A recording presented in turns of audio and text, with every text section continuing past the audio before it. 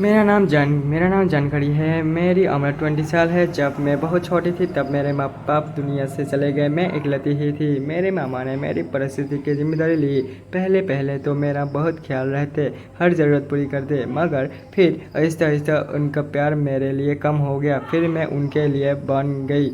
मेरा स्कूल छोड़ दिया। मामी सारा दिन मुझसे घर का काम करवाती और उनके बच्चे स्कूल जाते। मैं पहले तो बहुत डरती, लेकिन आहिस्ता आहिस्ता मुझे शर्म आने लगा। मैंने रोना धोना छोड़ दिया और सारा दिन घर के काम करती। सबने मुझे नौकरानी के समझा लिया था। मैं तो उन्हें मुफ्त की नौकरानी मिल गई थी। मेरी नानी मेरी मामी के आगे कुछ बोल नहीं पाती थी, क्योंकि मम्मी का स्वभाव ढकढालू था। फिर एक दिन मुझे पता चला कि मेरे मामा मेरी शादी कर रहे हैं। मैं हैरान हो गई। मामा मेरी शादी क्यों करना चाहते हैं और मेरी शादी से इतना खुश क्यों है, क्योंकि मैं तो उनकी मुफ्त की नौकरानी हूँ। उन्हें मेरी शादी करके क्या मिलेगा। फिर मैं खामोश हो जाती।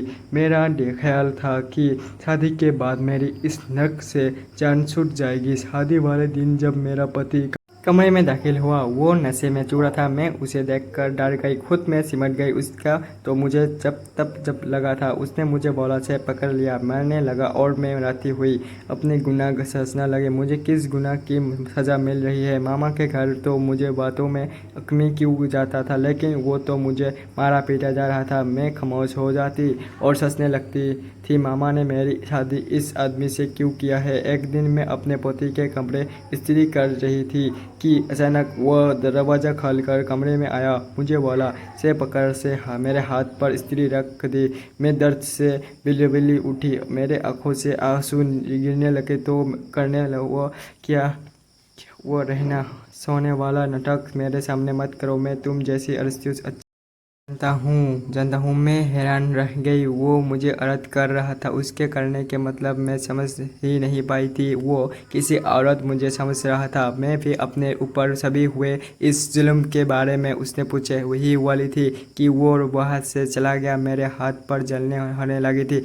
मैं उससे कुछ पूछती तो मेरी हिम्मत जवाब नहीं देती जाती। शादी के कुछ साल गुजरने के बाद भी मैंने उसके चेहरा पर मुस्कुराहट नहीं देखी थी। मुझे हैरत होती कि वो आदमी ऐसा क्यों है, इस लड़कियों से इतनी नफरत क्यों है, पर मैं उससे पूछ ही नहीं सकी। जब भी मैं आता मारपीट करके पता नहीं कहाँ चला जाता और मैं अपनी किस्मत की बेटी रहती।